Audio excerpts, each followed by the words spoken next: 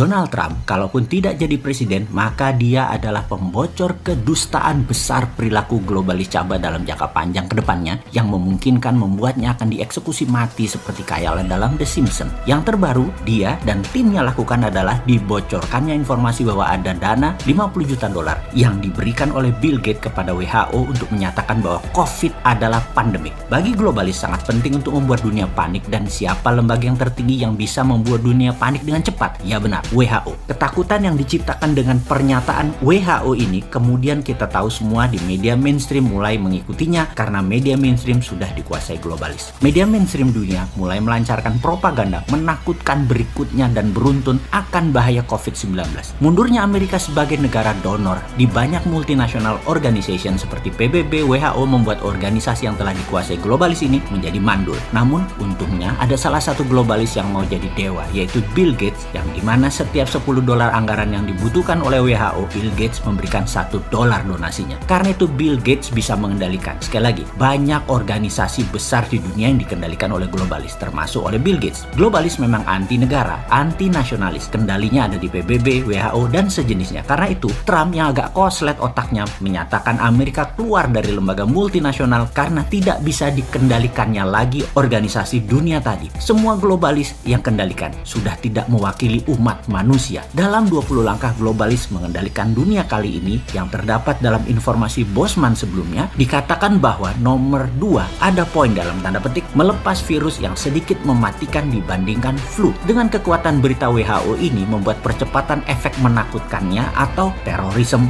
4.0 dikerjakan oleh WHO. Faktanya sekarang semua sudah terjadi. Dunia mau di-reset, dunia mau digeser pengendaliannya. Manusia dibuat dehumanize, tidak manusiawi lagi, dibuat tidak berinteraksi, dibuat miskin, dibuat banyak pengangguran, diubah cara hidupnya, diubah cara pikirnya. Semua sesuai maunya globalis. Seluruh manusia harus menggunakan toolnya globalis, seperti software, sosmed, payment system, database manusia disatukan, diawasi, bahkan uang nanti semua punya globalis. Jadi ke depan apa sih sebenarnya untuk bernegara agar Indonesia ini berdaulat, tidak dijajah asing dan tidak dijajah globalis? Sebenarnya sudah banyak informasi yang kita berikan dalam serial 500 video di awal dan dalam 1,5 tahun belakangan ini. Namun ya ada baiknya kita ingatkan sekali lagi. Awal-awal cerita cara cerdas bernegara ini kita sudah ingatkan bahwa ketika Perang Dunia Ketiga terjadi, maka paling ditakuti adalah pada saat perangnya menggunakan battle space. Bukan lagi battleground atau perang di darat, tapi perang di udara. Kita tahu Amerika dan Tiongkok punya armada ke-6, armada perang angkasa, yaitu Space Army. Di Indonesia saat ini hanya punya 3 angkatan perang. Amerika punya 2 lagi selain Navy, Laut, Air Force, Udara atau Army Darat, yaitu mereka punya Marine dan Coast Guard. Ditambah sekarang punya angkatan perang ke-6 yaitu Space Army. Karena itu Tiongkok juga punya 6 angkatan perang, ditambah Tiongkok sudah siap dengan software penanding Amerika, WA, Facebook, IG, Twitter. Tiongkok punya Weibo, punya Renren, punya Baidu, dan banyak lagi di mana semua produk asing tidak boleh beredar sampai produk nasional tersebut menguasai lebih mayoritas dari pasar, lebih dari 60-70%. Saran kita,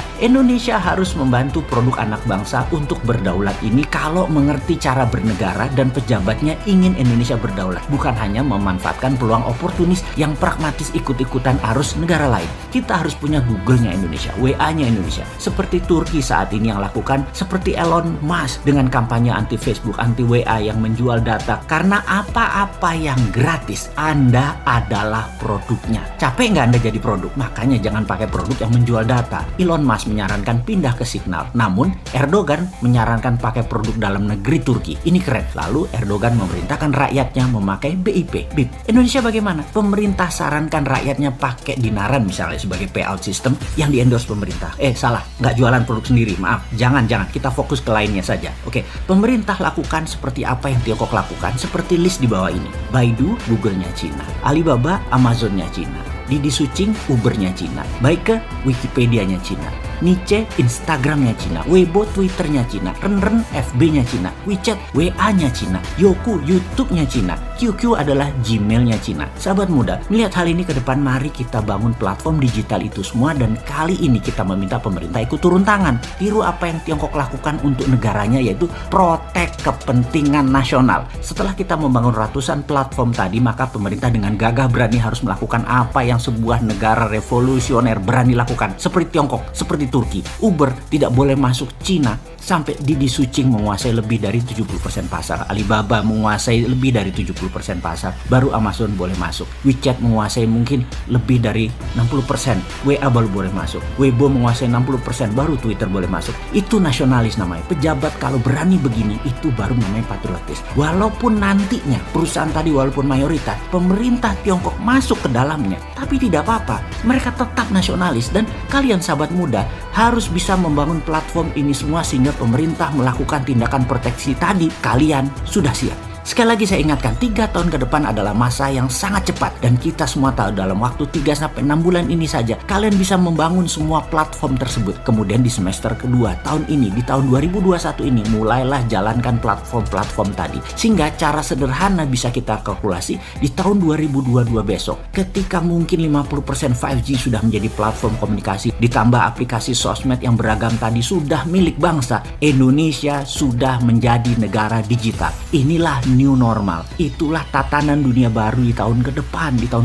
2021-2022. Digital world, dunia digital. Kita siap dengan digital ekonomi kita, dengan digital livingnya sekaligus. Tinggal satu langkah lagi. Bagi kalian generasi milenial dan generasi Z, di tahun 2023 mulailah bersiap-siap masuk era baru, yaitu digital politik. Disinilah saya pribadi dan beberapa sahabat saya yang usia udah di atas 50-an ingin menitipkan pesan. Wahai kalian, ambil alih dengan elegan semua hal digital mulai saat ini hingga seterusnya. Pastikan pemimpin bangsa ini ke depan usianya muda, dan di tahun 2024 nanti adalah mereka yang new mind, yang mendukung kedaulatan digital nasional.